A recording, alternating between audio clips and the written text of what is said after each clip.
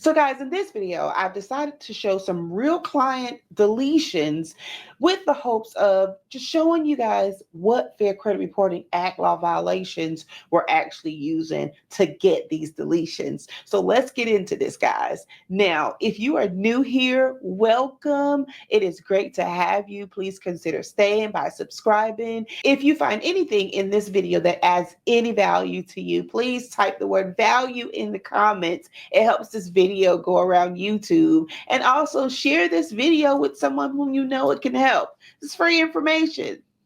Now, I want to show you results from a married couple who signed up for the services. This was like last year, the end of last year, let's say November, right? So we were pretty much done with them within about 60 days. And now we were using literally was section 1681N, willful noncompliance, okay? So I'm going to go ahead and share my screen with you. Now, what I want to show you is going to be in green. You can see here the account information is going to kind of highlight in light purple once I click on it. All right, so the date that this was deleted off the credit report that we found out is going to show right here, okay? So this was January the 20th, not January 2020. All right, so I'm not going to count all these. We've already done that. So just to show you some deletions. And what's in purple is stuff that did not come off the credit report. And so just want to let you know, guys, I'm showing you real results here. So this is like a genuine, real dispute progress report right here. So as you know, in credit repair, there's no 100% guarantee that my company or any company or you can get every single negative thing off your credit report, okay? So that's just how it is, but these are end results for a couple. So everything is in purple. That would be still in dispute, right? Now, so and this is just like student loans. We were disputing, I think, like some late pays and stuff like that. So we were able to get some to report as positive, as we were not going for deletion because we wanted to keep the actual student loans on the credit report for credit age. So we were able to get some of the late payments taken off the credit report, hence making it report as positive, as you see positive in green with a smiley face. So that's for those of you who are wondering, like, okay, what's the purple for? And what's the green for? All right, so now down to the deleted things. So Calvary, Port, Credit Collections, First Central, LV funding. If you have ever had collections on your credit report, or if you are a credit disputer, you know who these companies are. These are third-party collections, right? So these were all deleted. We did well, and hey, happy client. And so these were the dates, 11/7 of last year. This stuff was deleted. And I don't know why I didn't choose like a more update client, but whatever. Anyways, and so these are all the deletions, right? Most of these are collections. Some of these are credit card accounts that were charged off that we were able to get deleted. Like Open Sky Bank, they had the client for $140 as a charge off credit card. We were able to get that deleted. Century Credit, this was like a $8,000 collection. We were able to get this deleted the month after. So this was in December. So we've gotten a lot of stuff done. And then they had like so many inquiries. We were able to get all of them deleted off the credit report that were not showing up on the client's account. And I think that was like one. Okay, and now I'm going to go over to the husband. And we're going to get down into his stuff.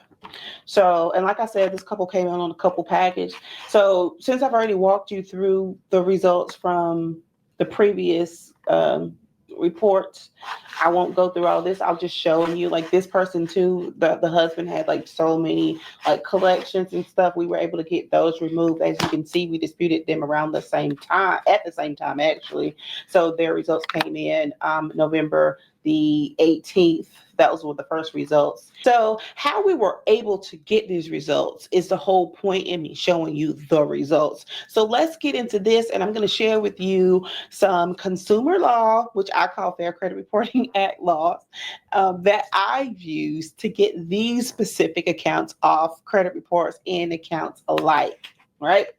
So, of course, guys, I'm going to show you the general things first, and then I'll just like get straight to it and show you exactly what I use to get the bulk of these accounts off for these particular clients. So you have Fair Credit Reporting Act S 1681, guys, duty to maintain maximum accuracy. I want to break something down to you. The credit bureaus and data furnishers fail to ensure that the information reported is complete and accurate before inserting it onto your file. So you can use this for deletion. If an account shows wrong balance status, dates, or reinserted after being removed, and the furnisher or the bureau cannot verify its accuracy, you have the right to demand a deletion. And when I say demand a deletion, I literally mean demand, don't ask. You have to go in forcefully, and you have to have something to support your claims. That's the biggest way that we get deletions here.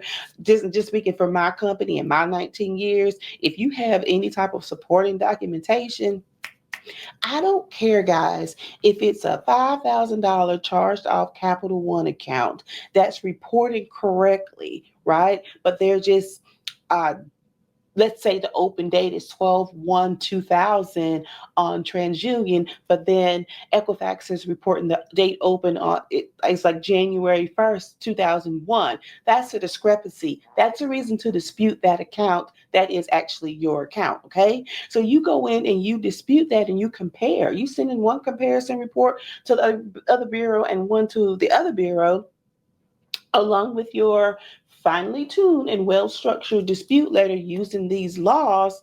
You're not going to send this stuff into the actual credit bureaus. You're going to send this stuff to the compliance manager of Capital One. That's where this stuff goes to, and that's how we get their deletions, especially when it's on closed charged off accounts that is like more than 2 years old. Because sometimes they melt off like butter. Like, I'm super excited, and I do this all the time. All right, so failure to reinvestigate disputes. How can you know if they fail to reinvestigate the disputes? If they send you back a cookie cutter letter saying that it was just verified, okay? That's it. They're just saying, everything's verified. Everything will stay the same on your credit report. Once you dispute any information, the credit bureaus must conduct a reasonable investigation within 30 days or 45 with documentation. 45 with documentation. Equifax is good for adding the extra 15 days onto the dispute without documentation. So that's something you can get them on too, guys. Now, if they can't verify with the actual evidence, they must delete it. Now, if they cannot verify with evidence, that's the thing. You have to really take the time to hold them to the law. That's the biggest thing. And you get frustrated, especially when you're disputing for yourself and you have to work and you have all these things to do, and then you have to kind of take the law and wage war with it with a credit bureau that should do the right thing on the first request. So it can be a lot, but definitely worth it in the end if you're having credit problems. Furnisher's duty to correct and update information. Fair Credit Reporting Act S 1681 S2 lowercase b. Now, the data furnisher, let's say it's Navy Fed or Capital One, must investigate disputes forwarded by a bureau. You've sent the dispute letter to Equifax that is disputing something that's on your Navy Federal account that Equifax is reporting. That's what we're talking about here. If they fail to correct, continue reporting inaccurate data, or ignore the dispute, they are in violation. Now, my biggest thing here with the bureaus and the creditors is when they ignore your disputes, okay? If they go past 30 days and you have not got a response from them, or if they send you back a generic cookie cutter verified letter, that is blatant acknowledgement to me of them ignoring the disputes, and go ahead and take action. The thing about dealing with credit repair, period, is that you have to know the laws. Like, you have to be well versed on the laws in order to hold them to, or else you won't know what to hold them to, if that makes sense.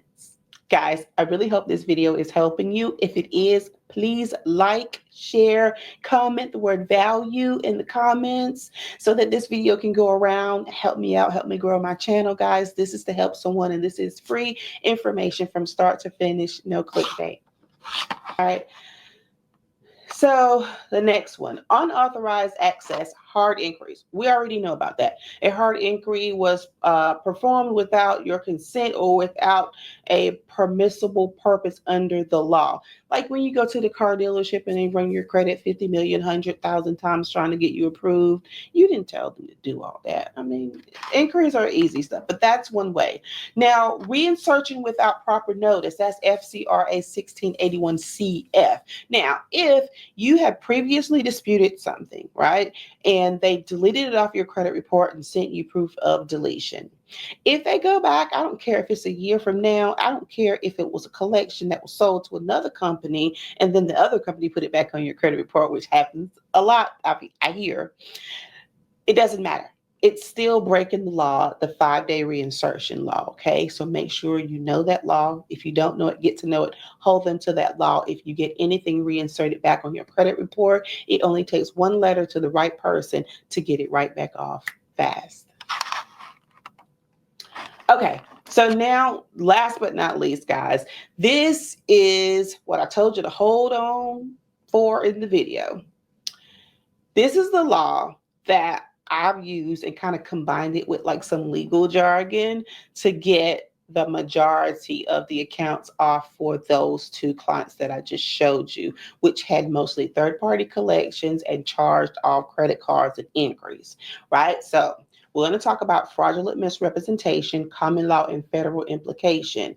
Now, when a credit bureau or data furnisher knowingly reports false or misleading information or continues to report inaccurate data after being notified of the error, this may constitute fraudulent misrepresentation. So now, the first dispute letter that I send out to a collection agency or to the credit bureaus concerning a third-party collection agency or a closed charged-off account is going to tell them what is wrong, right?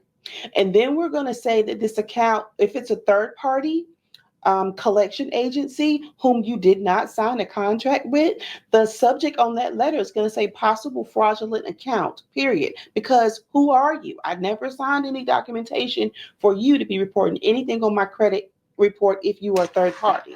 So, sorry guys, my phone is ringing. Okay, so in your dispute letter, you're going to let them know exactly what laws they are breaking, which is going to be Fair Credit Reporting Act 1681N. Willful noncompliance is what they will be breaking if they do not take this off your credit report immediately. Who are these third parties I never signed a contract with? And then with the closed charged off accounts, you're going to want to challenge the validity of them, not verification, because we don't need to match it to you to say that it's yours. We want to challenge the validity of the account. By challenging the validity of the account, we want them to not only verify that it's you, but we want to make sure that they've matched it to the correct Tina Talks credit. You know, we want to make sure that down the line, every single thing is straight. And the only way that they can challenge the validity of this account is to show original documentation. And so legal leverage that you can actually use in this that is totally legitimate and totally legal is an FTC report if they're third-party collection agencies,